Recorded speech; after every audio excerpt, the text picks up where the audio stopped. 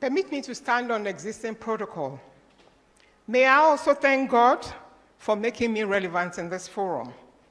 I was not the person that was supposed to be here. It was to have been my former chairman of NREC, Professor Ilyasu, Zubairu Ilyasu, who was contacted and then told the organizers that they should contact me. Yeah? So if I do not meet your expectations, permit me to say that I'm a student in the School of Ethics, so bear with me. The topic is global perspectives on research integrity.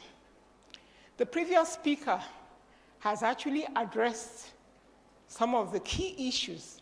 Why? Because research ethics and research integrity are intertwined.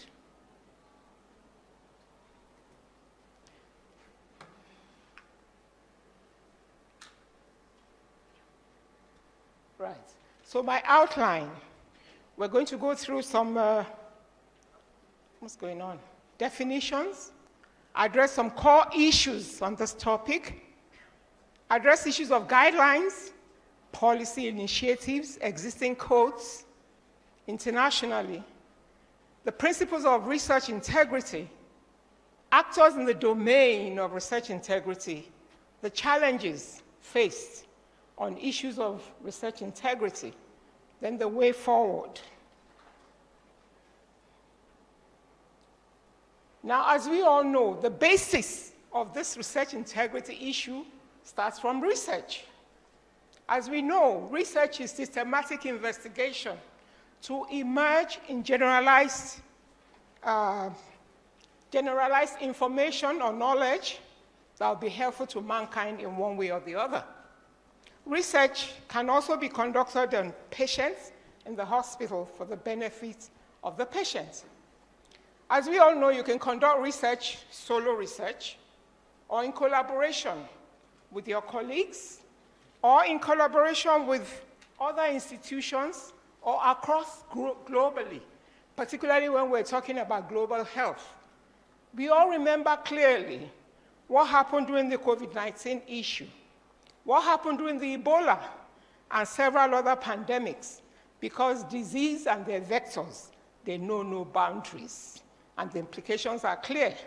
Also, the monkeypox that we had of recent. So it entails collaboration, either within institutions or globally. And to do that, we must recognize that we are different. We have different cultures, we have different ways of doing things, we have different way of assessing leadership in whatever research we're conducting. In many research institutes, I've been in research for 42 years, actually, before I retired. And I've seen a lot of ugliness, like many of us seated here would attest to, one way or the other. Like the former speaker said, he said he was looking out for ideas, critical thinking from PhDs, not staff members. You now acquire PhD. What do you want to do with it? What's your specific interest? But you find that in this country, from what I have seen, people are compelled to follow the leadership focus of research for different reasons that may not actually be beneficial to the nation as a whole. I have seen it, and I'm sure some of you. There's so many other malpractices in research. You are my friend, I'm befriending you, or whatever. I've even seen this in America, because I did some training in America too. A colleague of mine who's a very well-known professor in his field put the name of the wife. The wife didn't do any research. But because the wife was bearing children and looking after the children, but because she's a scientist, she also has to grow. And it happens here. You find people putting names, or people who know nothing, as the earlier speaker said, about the research. But when you get them, I have seen them at interviews when they come for promotion. Speak to this paper. They know next to nothing. And I don't think it's their fault. It's because of poor oversight. If there's proper oversight and structures, and penalty for defaulting, I'm sure we will curb such malpractices. Now, so we realize that we're conducting with colleagues, students, it's interdisciplinary, and then because it's cuts across academic institutions, it could be local, in multi-institutional collaboration, and international. Remember, my topic is global perspectives.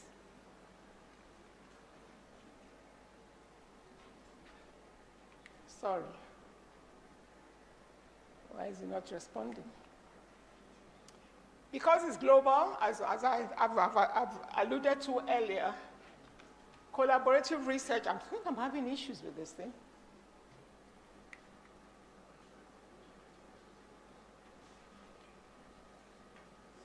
So it involves global research, as it connotes. So research projects in a global scale indicates that are individual from different cultures and different countries. The way we do our things here in Nigeria is different from what they would do in America or in Germany. Here, it's what the leader says, otherwise you step out of line.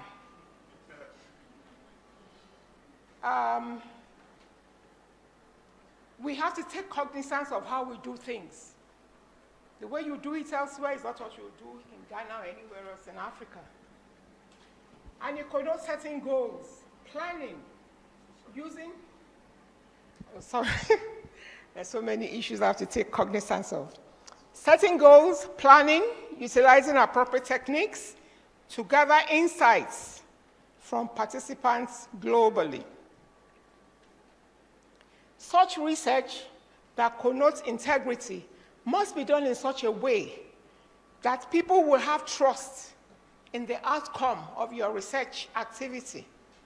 Have confidence in the methods that you have used, and your results should be reproducible.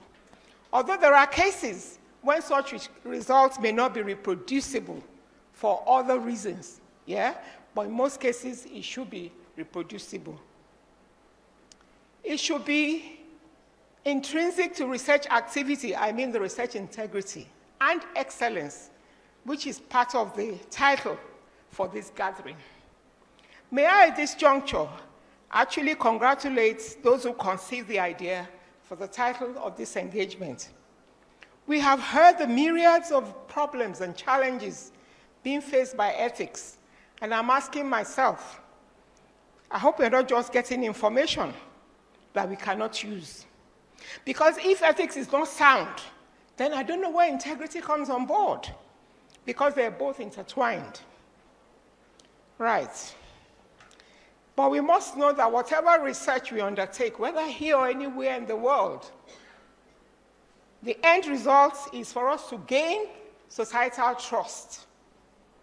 Because if people don't trust in the outcome of your study, then whatever it is you want to do with the outcome will not be realizable. This is notwithstanding what we experienced even in the developed America during COVID-19, when the top brass in politics there were saying things that were scientifically uncalled for, unthinkable, even about the challenge, the health challenge. Scientists were kind of muzzled in coming forth to say what actually obtained scientifically. So, research integrity is crucial for maintaining trust in science, ensuring reliability of the findings, and fostering collaboration across borders. In this wise, we have the dichotomy of high-income countries, middle and low-income countries, has been shared by the previous speaker. He who plays the piper dictates the tune. So most of the time, people who come in from abroad with a lot of money, they come here to dictate to us how we should do things. And when they garner our expertise, they use our people, and they come out with something they can actually make products from, whether for health or any other purpose that they accrue money. not much is thought of the people who sacrifice to be participants, or even the principal investigators in supportive countries that enable this outcome to be achieved.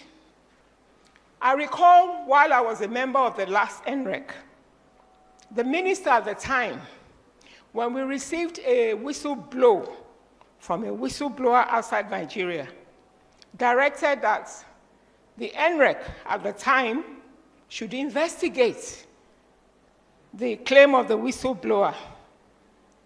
It was published in a creditable journal abroad that the research was conducted in Nigeria. They had the PI, and NREC actually reviewed the protocol and granted them the approval to undertake the study. Interestingly, though, there was no name of Nigeria, any Nigerian, amongst the authors. Was still no acknowledgement of any Nigerian, nor the participants in the communities that the study was said to have been conducted in. So the minister at the time told us to look into it, and we did, because as the last speaker had showed us, NREC has the power to investigate such and recommend actions to be taken thereafter. And I remember my panel, because I chaired it, I had 3 lawyers with me.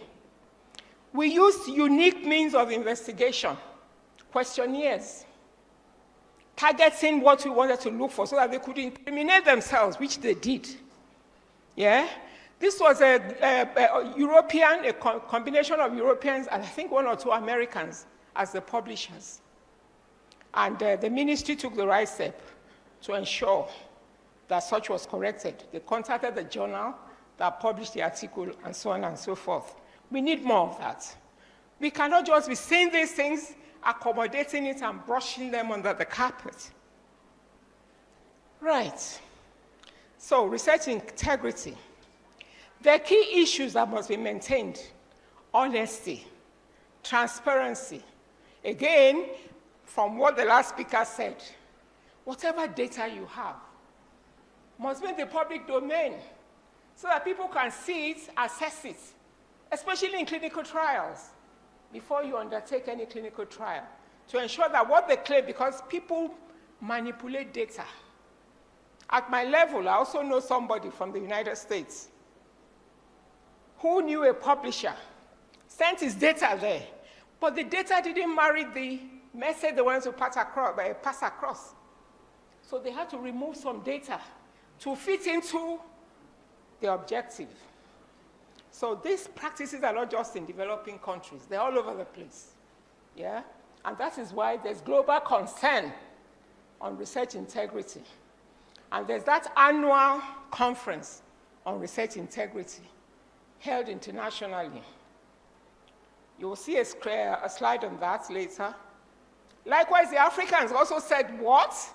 It cannot just be a global thing. We have a peculiar situation. In Africa, the 1090 situation is still a reality. We suffer 90% of the diseases, but then we only attract 10% of the resources to address them. And then when it comes to integrity also, there's not equal partnership when we're doing collaboration. Many a times they come here, they collect our data, they support some of our research, even Bill Gates that we've been talking about. Some of the researches that Bill Gates is conducting, those people coming out with the data are not allowed to merge the data. Perhaps because there is no provision for data agreements, data sharing agreements. In Nigeria, we have the materials transfer agreement. So that touches on the need for us to update a national code on health research ethics. And this is not just peculiar to Nigeria. I think it happens in other places where they conduct research. Right. It's not about Bill Gates. I'm just using it as an example. So there's need for people to conduct or engage in responsible practices. There are codes of ethics. There are guidelines on doing things. the acceptable way. You cannot do a European Union project without aligning with their guidelines and their codes. Likewise, the UK, etc. And we have our code here. If you are doing things rightly, the codes are there. The guidelines are there, but they're just sitting because there's no oversight. Nobody who is ensuring that they're complied with. I went to a state on behalf of NREC about 2-3 years ago. It was only the one individual in the Ministry of Health that constituted Research Ethics Committee, received proposals and approved. So this issue that the chairman of NREC has raised is very germane. We must empower NREC to do its work, to be able to ensure community trust and respect for research endeavors. We also know that when you do systematic review of whatever researchers are doing, very little of them are useful. Very, very little. And recently, somebody assessed some journals, highly used journals, and they found that 80-something% of the researches reported, they were not useful, they were not usable. So why are we wasting money? Why are we wasting time? Even here in Nigeria, I've lost count of the number of universities that we have in this country. But I'm sure at least each state has one university. The manpower is there. We could come together using whatever fora or forum. We have societies who can come together and look at a problem, tackle the problem, follow the same standardized methodology, and put in monitoring to ensure that we are all complying. Not somebody is saying something somewhere, somebody is doing something elsewhere, and then they now come, give results, and you can make virtually no sense of what is being analyzed.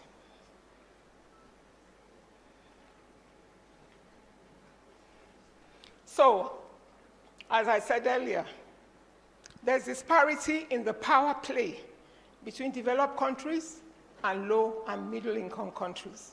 But if you're going to ensure research integrity, we must promote equitable access to resources. It's not good enough for you to come here and say, you're giving me grants, you conduct the study, we're worshiping you, you take all our data away, and because one of the key issues that Nigeria is still facing, we don't have a BSL-4 laboratory in this country. And that's why when we go to a stage, BSL-3 is the highest that we have to go abroad and do collaboration. So they come, they take the samples, and we hardly have any oversight of what's happening to the samples where they are. Then secondly, I have witnessed a situation during the HIV period. The Americans came, they gave us money, they carted away our data. Our people were not empowered to double process the data so that they could compare and enhance and grant them capacity building. Such must not continue. Our samples must not always go with them. In some research funded by the Americans, they made provision for monitoring because they too didn't want to just put their money somewhere. They wanted to ensure they came to monitor. So if they can come to monitor, I want to advocate that any research proposals that emanate from them or we're joining them on, there should be provision for financial capacity and empowerment and enablement for our people to go over there, see what is being done, participate in what they're processing there so that we acquire knowledge and capacity. It's okay that some of them actually grant some of our students, postgraduates, enablement, PhD, etc., but shouldn't stop at that. Now, in research, we must acknowledge diverse ethical perspectives. The ethical perspectives have been addressed earlier, and researchers must be accountable for society impacts of their work. In this wise, again, I go back to COVID-19. When the COVID pandemic started, even till today, I don't think they had access to Chinese data. If you're doing something globally, there should be data sharing. There should be openness, whatever is happening, so that we can jointly attack the issue and find solution within shortest possible time. And that's still on. There's no honesty, there's no openness, transparency. Now, again, emphasizing the importance of research integrity. It promotes good research practices. And how do you do that? You have to train people who are coming into research. Normally, as students graduate from the university, they don't have the orientation for proper research of integrity. They don't have it. Even most of us here, I don't know how many of us know about research integrity. And if you know it, do you practice it? Do you promote it? I very much doubt it. So we need to begin to groom and mentor our students, the young ones, the budding researchers coming on board to research.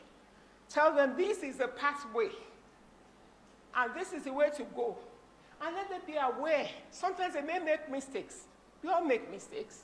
This is the way to recharge our path and do the right thing. If you make a mistake, admit to it.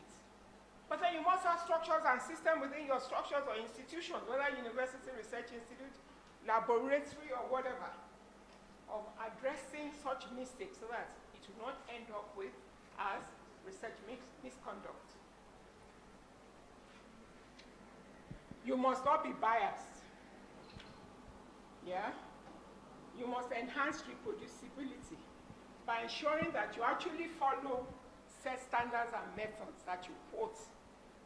In clinical trial, you must actually tell, even in ethics, before they approve your, oh, sorry, I'm so sorry.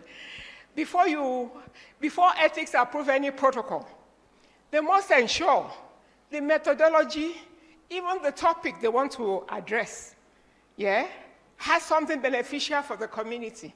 Methodology must be sound.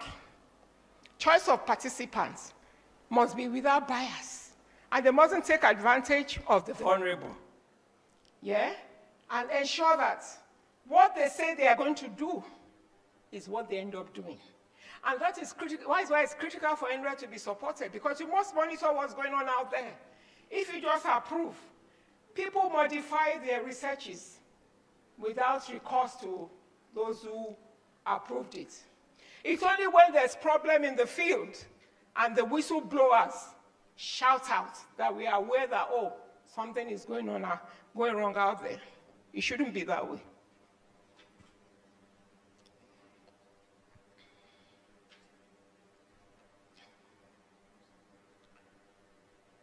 I think I've spoken to this. So the ethical considerations in research integrity, it must be voluntary participation. You don't force anybody. Some people do force people. They do, because nobody is monitoring them. Again, I said in my little space of time within the research domain, we have seen informed consent. Yeah, when the people didn't actually understand what the research was about, they were cajoled. The head of NREC mentioned earlier, they're getting collective approval from the chief. Who is the chief? Chief is not an individual. If anything happens to that individual, chief is not going to die for him or her. So it's got to be a one-on-one issue. Yeah? So that's tied up with informed consent. Anonymity is very critical. You have no right to share the data of a patient with anybody else. And that is why, in writing the informed consent, before you gain the informed consent, you assure them that it's just that research that you are conducting that you utilize the data. And that if it has to be pooled, nobody else will be able to identify them. There must be de-identifiers. Particularly globally, where we're doing all these studies on preparedness of COVID-19 and other pandemics. When data are pulled from different countries, data agreements must be signed. A safety data haven must be created somewhere. Training must be conducted to enable access to such pooled data, and so on and so forth. Confidentiality is critical. And in doing any research, the risk must not override the benefits. It should be the other way around. which is part of the Hippocratic oath for doctors. Do no harm. Do no harm. And then, of course, once you have now finished this research, it shouldn't be swept under the carpet. It must be shared. It's a public good. People want to know what actually happened. How do I now go forward? Although there are challenges there. Some people, when they conduct research, they no longer link up once they've gotten their data, because their aspirations are contrary to doing the community benefit. They think, oh, I've got my data now. I can get my PhD, I can get my whatever promotion in my place of something. Yeah, it's not right. Likewise, there's so many journals in Nigeria. Many of them are not accredited because they're not peer-reviewed.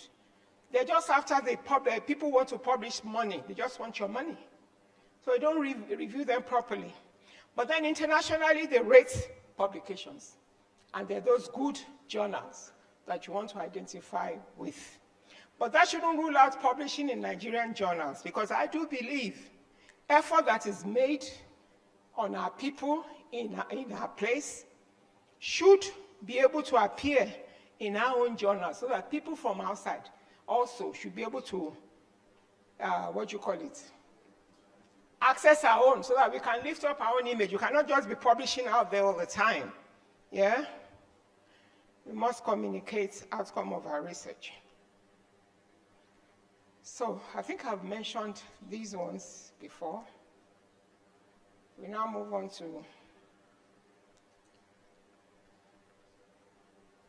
what research integrity entails. You know, we have ghostwriters. The ghostwriters are those people who contribute to writing up the paper. But because they have conflict of interest, yeah, they now keep silent. But they're there. We must not allow that. So in reporting of research data, we must report research data, the collection methods, including the reuse of data collected for other purposes. We must analyze and interpret data. Indeed, for clinical trials, it's a must. Your data management plan must be submitted and made public, so that people see, how are you going to analyze this data? Is it going to actually give us the outcome that we need? And that's why for clinical trials, these pharmaceutical companies are requested to bring report upon reports. I have interacted with AVAREF on many occasions on clinical trials in West Africa by people from the West, yeah, where we didn't have adequate data. So that implies NAFDAC has to be on board. It's not just NREC. NAFDAC must come, look at all the various whatever that it takes, because the main focus is that we're dealing with human life, yeah, and everyone is valuable.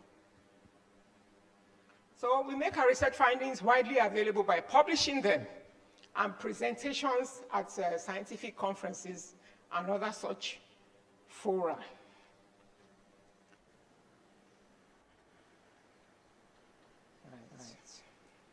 Countries, again, the earlier speaker has said it, you must have policy. If you want to regulate something, you must have policy, you must have legal framework, for which, for ethics, is our code. In our code, there's nothing clear about the integrity issue. But there's some sections of it that are due to integrity, but it's not strengthened. So again, I want to suggest that the code be subjected to revision. Is due.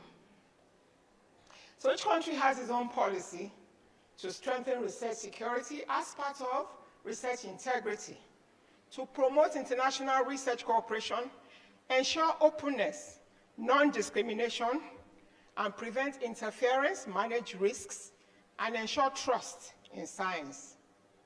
So some of the international regulations, the UK one is the UKRIO. It's a national advisory body for research integrity.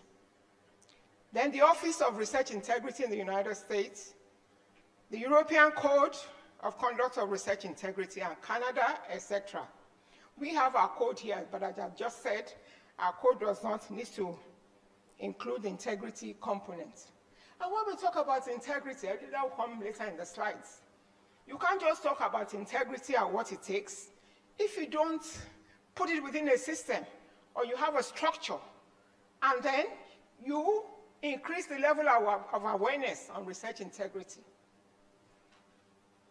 People have to be trained. Even the mentors have to update their knowledge on what the global picture is on research integrity. And that's why there's that global conference.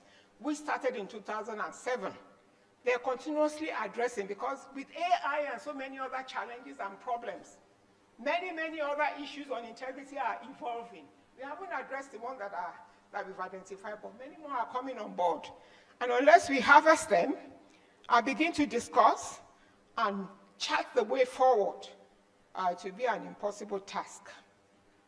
All these other codes, the Nuremberg, the Belmont, etc., we all know, good clinical practice.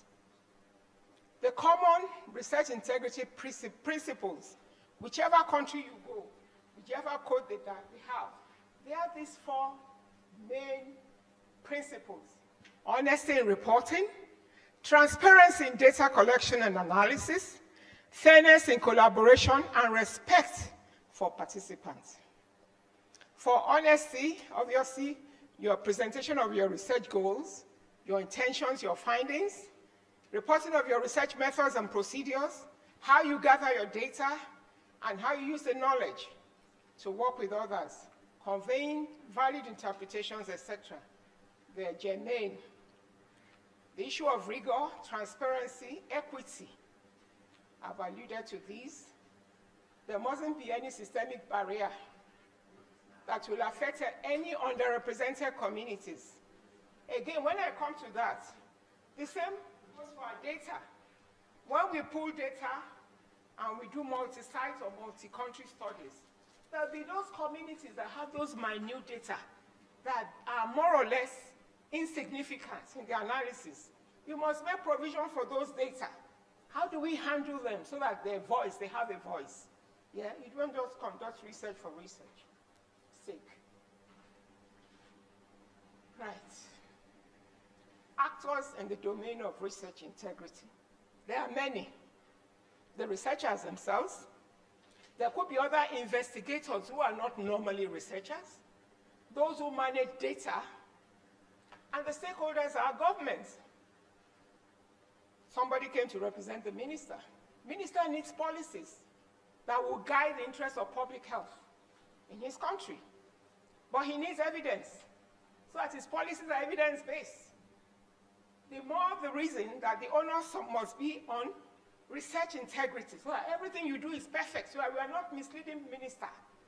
We are also not maltreating our society by sharing wrong data. I remember during Professor Salako, my former director at NIMA, he's dead now, may so rest in peace. It was during his time that they observed a whistleblower scientist somewhere raised the issue of resistance to chloroquine on malaria. So at that time, they had to use evidence. They conducted research, they conducted case reports or whatever they could gather together to actually make sure that indeed there is resistance to chloroquine usage in malaria management. And that's why we ended up with ACTs. Government now gave the policy because it was convinced that the evidence it was given to use to change course of malaria management in Nigeria was scientifically sound and based. Now, funding agencies. That's why in research, or when you are on NREC, on REC or NREC, you must declare whether you have interest in the project or whether you have any affiliation with the funders or any aspect of the research. So when they're looking at the protocol, you excuse yourself. Conflict of interest, yeah, it must be declared. It's part and parcel of research integrity. So funding agencies also, they manipulate data just to get the answer that will target and enable them to achieve their own purpose. And that's the reason for openness. Openness, everything must be in the public domain. Let everybody look at it. Those who are within their own specialty, to look at it and to be able to guide whether the path they're charting is the rightful one. Then leadership. I've said one or two things about leadership at most of our research institutes. I've seen a situation when many brilliant young Nigerian scientists had to jackpot, as they're saying now, because the headship just wanted everybody to focus on just one disease, irrespective of the expertise in other challenging areas in the community in Nigeria, like malaria, etc. They had to leave because they could not continue along that line. Leadership does not mean you oppress and suppress. No. And because leadership sometimes, how do they get there? Were they the best? Do they have the best intention of the nation? There's so many questions, yeah? What? Time is up? Oh dear. Right. So other players are the university level, the academic associations, intergovernmental organizations, industries, publishers, the media, the journals, the readers of the journals. You should be our eyes in detecting those flaws that enables us to suspect that there's non-compliance with research integrity and proper conduct of research. The public also, that's where they come in as whistleblowers.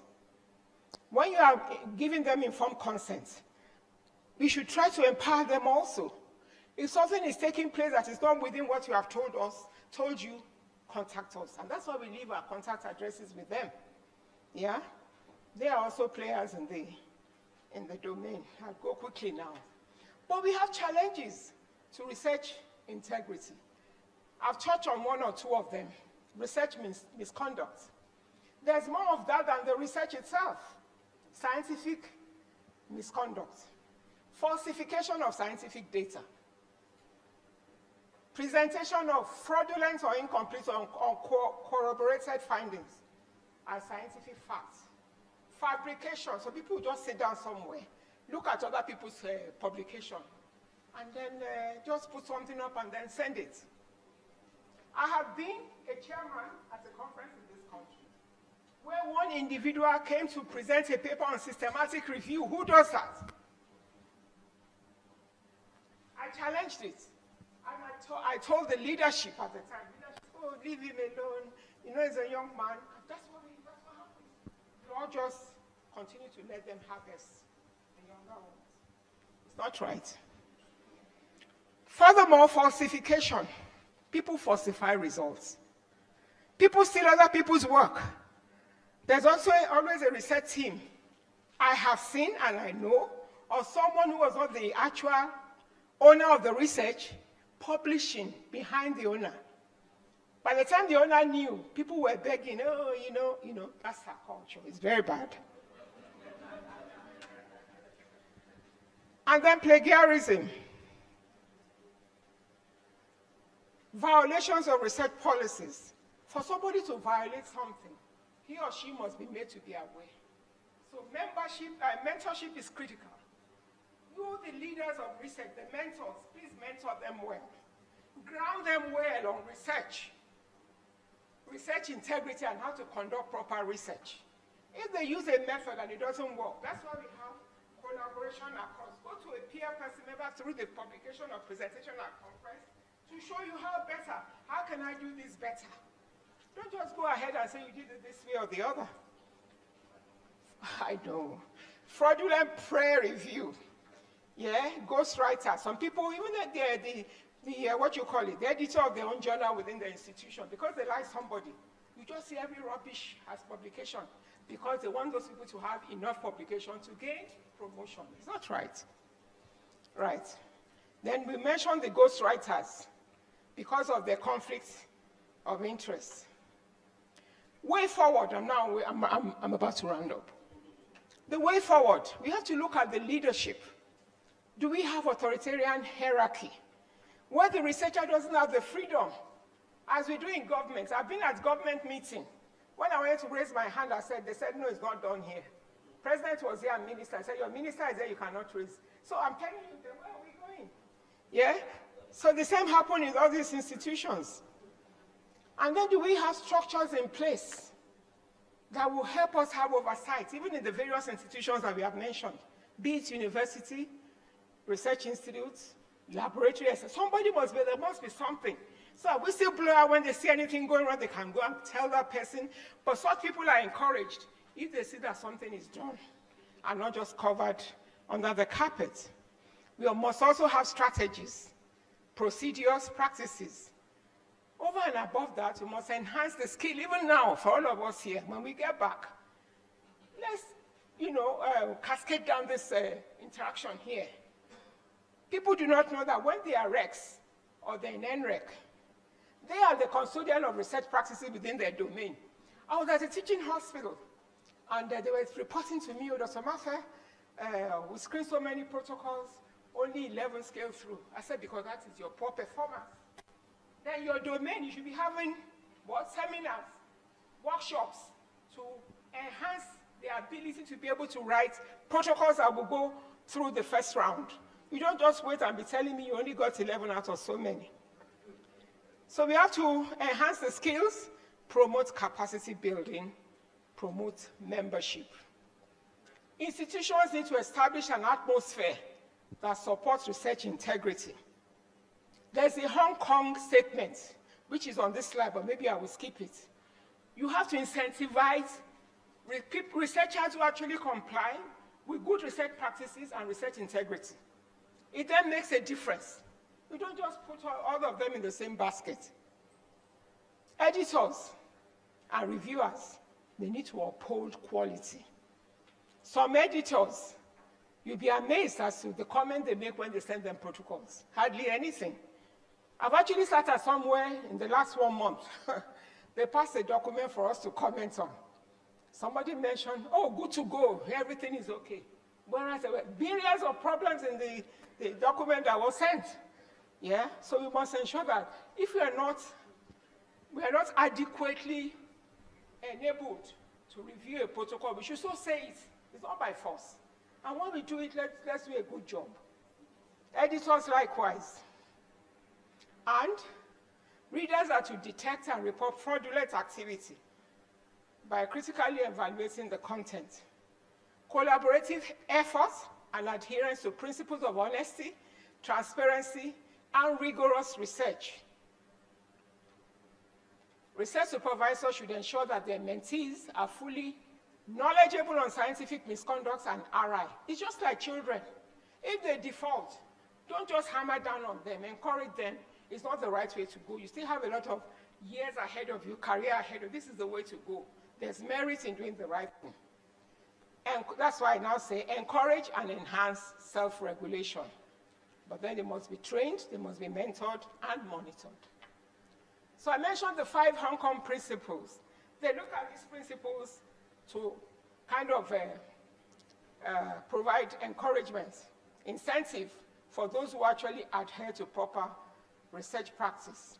Responsible research practices, transparent reporting, open science, valuing a diversity of types of research, and recognizing all contributions to research and scholarly activity.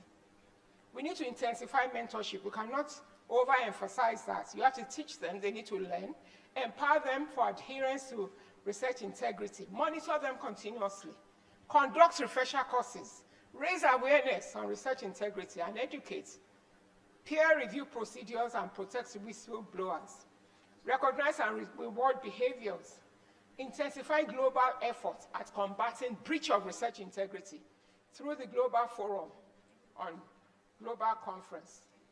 Thank you very much.